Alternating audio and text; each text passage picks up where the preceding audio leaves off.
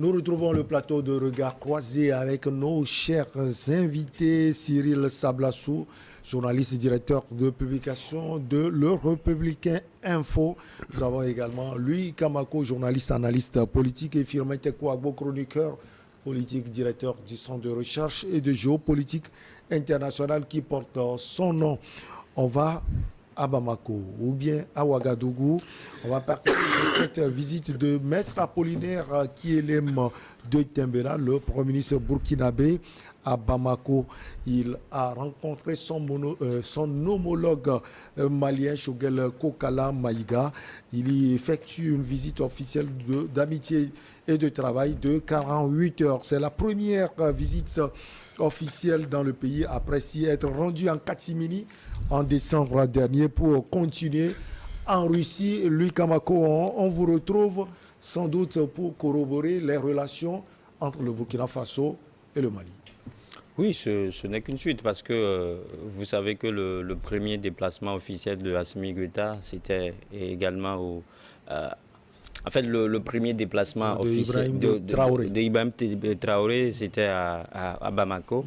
Donc, pour un pays qui est engagé pour presque la même cause que le Mali, je crois que les relations ne peuvent qu'être comme telles. Donc, c'est quelque chose qui a été programmé parce que le Premier ministre était ici hier à Lomé, où il a rencontré justement la chef de gouvernement Victoire Tomenga-Dogbé.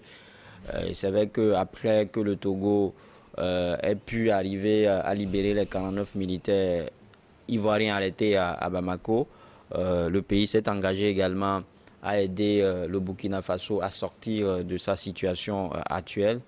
Et donc les contacts ont été noués à un moment donné avec les autorités de là. Et bien, au même moment, il faut que les autorités eux-mêmes sortent de leur zone de confort et aller vers d'autres pays frères. Et donc, je pense que le Premier ministre, il est dans cette logique-là. Il est allé discuter avec le Choguel Maïga pour voir dans quelle mesure ils peuvent collaborer pour justement non seulement aller au bout de leur projet. Aller au bout de leur projet aujourd'hui, c'est d'arriver à pacifier tout le Burkina Faso. C'est d'arriver également à tenir peut-être à l'armée française, parce que vous n'êtes pas sans savoir que ce pays-là aussi a demandé en fait aux troupes françaises de quitter leur sol. Le Mali l'avait fait, donc pour eux c'est peut-être un modèle et à un moment donné il va falloir continuer dans ce sens-là. Donc le Premier ministre burkinabé est allé parler de tout ça avec son homologue malien et juste comme je l'ai dit, pour voir ce qu'ils peuvent faire ensemble pour que les terroristes en fait n'aient plus de mission dans les deux pays. Il s'agit de la troisième visite officielle burkinabé au bord de Joliba après les visites du président de la transition, comme l'a dit mon cher Louis Kamako, Ibrahim Traoré, et du président de l'Assemblée législative de transition, Dr Ousmane Bougma. Alors, Cyril Sablassou, comme on l'a dit, confirmer les relations entre le Burkina et puis le Mali et sans doute apprendre du modèle malien. Oui, je crois que les deux pays ont beaucoup de choses qui leur sont communes. Tout d'abord, les présidents actuels des deux pays sont venus à l'issue d'un coup d'État. Et en plus, ils ont, entre guillemets, notre ennemi qui est la France aujourd'hui. Et les autres ennemis, ce sont les djihadistes, les terroristes, tout ça là.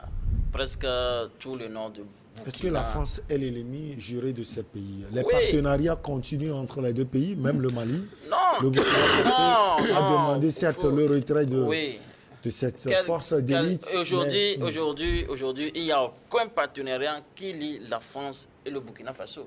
Quel genre de partenariat? Il n'y en a pas. Le partenariat même qui a été signé entre c'est fini. C'est fini. Le contrat est terminé. Il y a même le contrat même qui a qui a sillonné sur les réseaux sociaux. Même le côté culturel, le côté sportif.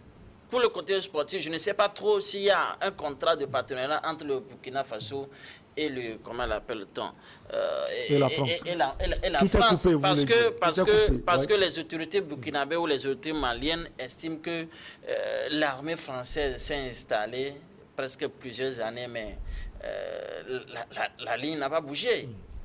La ligne n'a pas bougé. Il y a toujours des attaques terroristes qui persistent. Donc, maintenant qu'elle est partie, les attaques ont cessé, Cyril? Non, les attaques n'ont pas cessé. Mais je crois qu'il y a une autre solution. Peut-être les Burkinabés ont décidé de ne plus aller avec la France. Pourquoi pas ne pas...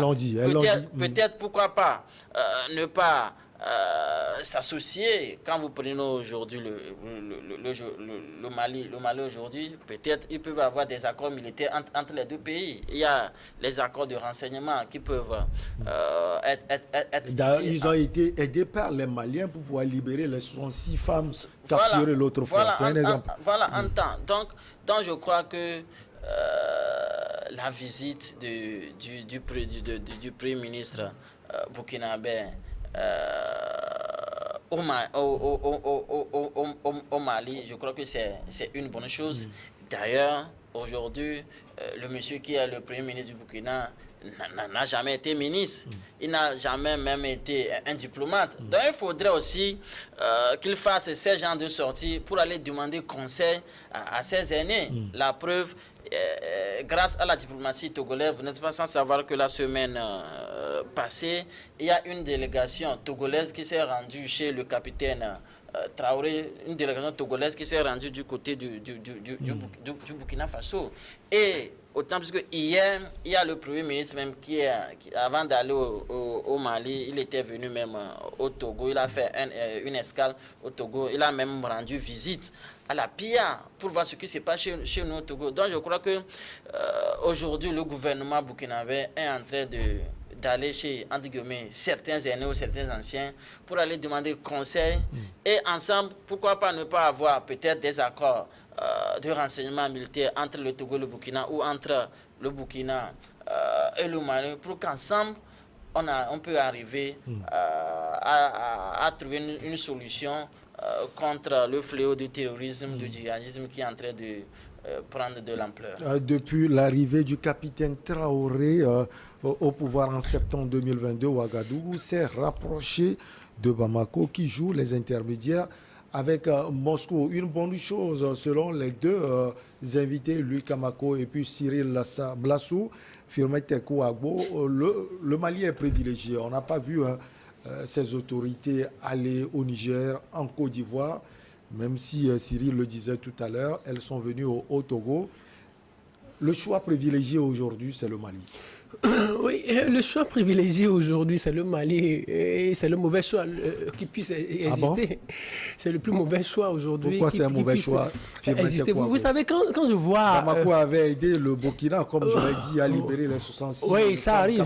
Ça arrive. C'est des choses qui arrivent. Ça, ce n'est pas un événement. Vous savez, quand je vois un Premier ministre burkinabé qui va à Bamako, vous savez que je suis un chroniqueur. J'ai une idée en tête, j'ai le titre d'une chronique, l'union des faibles face à un régime monolithique. Ah bon? L'union des faibles. Expliquez-nous. Oui, c'est-à-dire l'union des faibles, c'est-à-dire c'est les faibles qui s'unissent pour affronter les gros lions du monde. Vous imaginez, ça me fait trop rire. Ce qui me fait encore rire, c'est qu'on s'amuse avec la vie d'un continent ou la vie de deux peuples frères, comme cela, quoi. C'est-à-dire, il y a un qui perpètre un coup d'État, ça fait déjà 3 ans, il est là, il ne peut pas partir. Au lieu d'asseoir une politique de transition sérieuse pour remettre le pouvoir aux civils et remettre le pouvoir aux démocrates, il est là, il dit rien, il ne parle pas, il ne voyage même pas. Et là, il dit, il veut d'autres puissances et les gens l'applaudissent les deux mains. Et de l'autre côté aussi, il y a aussi un jeune de 34-35 ans qui vient, qui ne veut pas partir et qui est en train d'asseoir une politique. Il a dit qu'il va partir. Qui ne va pas partir, mais qui en Il a dit quand qu'il ne veut pas partir. Oui, bien sûr, qui se dit jouer à Papa Déby, qui va au front quelquefois et après, qui envoie son premier ministre. Il ne dit même pas comment il va gérer la transition, comment il va remettre le pouvoir aux civils. Ils sont là comme ça. Aujourd'hui, l'objectif, c'est l'aspect sécurité. Non, oubliez ça. Si Sablasso dit quelque chose d'important que les téléspectateurs doivent garder, ils ont des choses communes, des choses en commun, c'est-à-dire des coups d'État. Les deux là, en réalité, on devrait les poursuivre. Ibrahim Traoré, il a perpétré un coup d'État. Il doit être poursuivi par la justice. Assimi Goïta, il a perpétré un coup d'État. Damiba également a perpétré un coup d'État. On l'a vu, il était partout. Il était venu à Lomé, maintenant, on l'a fait quoi aujourd'hui? Il a fui. Et il est ici au Togo.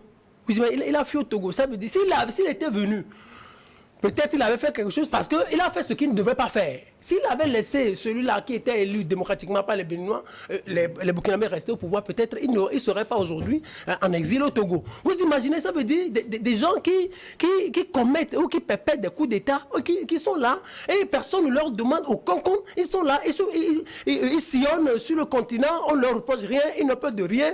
Et nous, peuple, on est là comme ça, on n'a rien à dire. Donc, les gens ne savent pas comment... Qu'est-ce que cette visite peut apporter? Qu'est-ce que ça va apporter? Ça ne va rien apporter. Ces jeunes-là ne maîtrisent pas le Burkina Faso, encore moins le Mali. Je vous ai dit, le continent africain, on l'a partagé au 19e siècle, à la conférence de Berlin.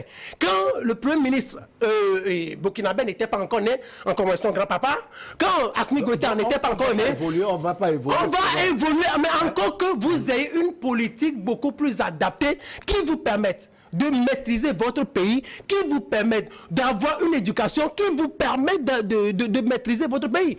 Vous ne maîtrisez rien, vous n'avez aucune stratégie, vous n'avez aucune politique, vous êtes là, vous ne maîtrisez même pas votre territoire. Assimi Goïta ne maîtrise pas la totalité de son territoire.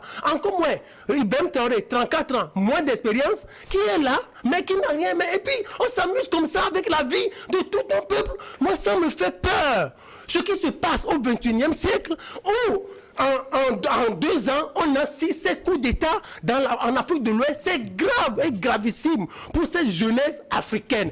Je ne sais même pas là où nous sommes en train d'aller. Ce qui se passe, ce que vous appelez visite, moi je l'appelle pas ça visite, on est en train de s'amuser. Ça n'a rien de diplomatique, on est en train de s'amuser. C'est pour dire à la France, on s'unit contre toi. Vous allez vous unir contre la France? Jamais. Le temps vient où on va vous sacrifier. Ah bon? Le temps vient, les Russes vont les sacrifier. Regardez, permettez que je vous donne cette petite analyse banale. Moi, ça me fait sourire quand les Africains se disent qu'ils sont en train de combattre la France ou ils ne veulent plus de la France. Mais demandez à l'ambassade de France, au consulat de France qui est au Burkina Faso, combien de Burkinabés ou combien d'étudiants burkinabés sont allés en France en 2021, en 2022. Ils sont des dizaines. Demandez aux Maliens combien de Maliens, étudiants, élèves, hommes d'affaires sont allés en France, en Europe. Qu'on ne peut pas aller en France. Non, ça veut dire quoi? Regardez le côté économique. C'est un combat politique. Non, regardez le côté économique. Pourquoi? Qu'est-ce qu'on reproche à la France? Ce qu'on reproche à la France, c'est que la France nous pille. Vrai ou faux? Oui, c'est ce qu'on nous dit. Voilà, ok. On veut un partenariat gagnant-gagnant. Ok, on veut un partenariat gagnant-gagnant. Mais au même moment, nous envoyons à la France nos ressources humaines qui doivent en réalité nous aider à construire le continent. Des centaines, des milliers d'Africains vont régulièrement en France. Première chose. Deuxième chose, demandez des comptes dans les consulats français ou occidentaux. Combien de milliards nous, Africains, on verse à ces consulats pour avoir des visas? C'est des milliards. On dit que la France nous pille. Pour ces gens, ils nous pillent, donc on doit aller chez eux pour travailler, pour récupérer nos choses. C'est ce que ces gens disent. Non, attendez, quand vous enrichissez, c'est ce pays-là. Mais attendez, on interdit à la France de... la chose est devenue beaucoup plus facile. Nous t'interdisons de nous piller, mais reste là, nous-mêmes nous allons t'apporter l'argent. C'est ce qui se passe aujourd'hui. Nous apportons des milliards à la France, à la compagnie Air France régulièrement. Régulièrement. Alors les Africains se tombent. Regardez, demandez à ces Africains combien ils sont apportés des vestes françaises. sillonner les frigos des Africains qui détestent la France. Vous allez voir les saucissons français, vous allez voir les chocolats français, vous allez voir les parfums français, vous allez voir les tomates françaises, vous allez voir les chocolats français. Regardez, ces milliards-là vont régulièrement à la France. Mais est-ce que la France nous pille? Non, la France ne veut plus nous piller, mais c'est nous-mêmes qui disons à la France, reste là, on va t'apporter des milliards. Les Africains se trompent. Quittons l'émotion. Lui, Kamako, on peut tirer quand même quelque chose. Oui, je le partage en partie. C'est-à-dire que on n'est pas, oui, là, pas seulement la consommation locale, mais c'est dire que pour le moment, on n'a pas les moyens de notre politique.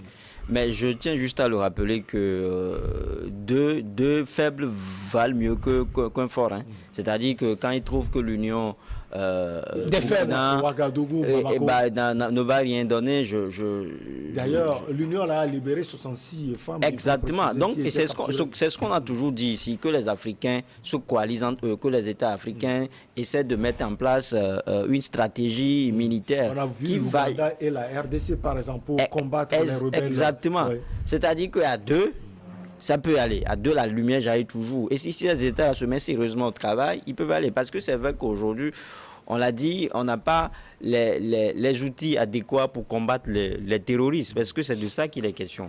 Mais si on s'assoit convenablement comme cela se doit et on met de la pagaille de côté, je crois qu'on peut y arriver. Maintenant, selon Firmin, c'est de la pagaille. Non, c'est pas de la pagaille. J'ai l'impression qu'à chaque fois qu'on parle de ces États-là, du Mali, du Burkina Faso, Primaire, il s'enflamme, il se met dans la cessation. Aujourd'hui, il demande des comptes en fait c'est vous au capitaine Traoré et à Assimi Goïta. Je suis juste triste de constater qu'on pu demander ces comptes-là à ces États à ces présidents qui ont été qui se disent démocratiquement élus et qui ont tristitué la Constitution pour se maintenir au pouvoir en instaurant la gabegie financière, en maintenant la population dans la pauvreté.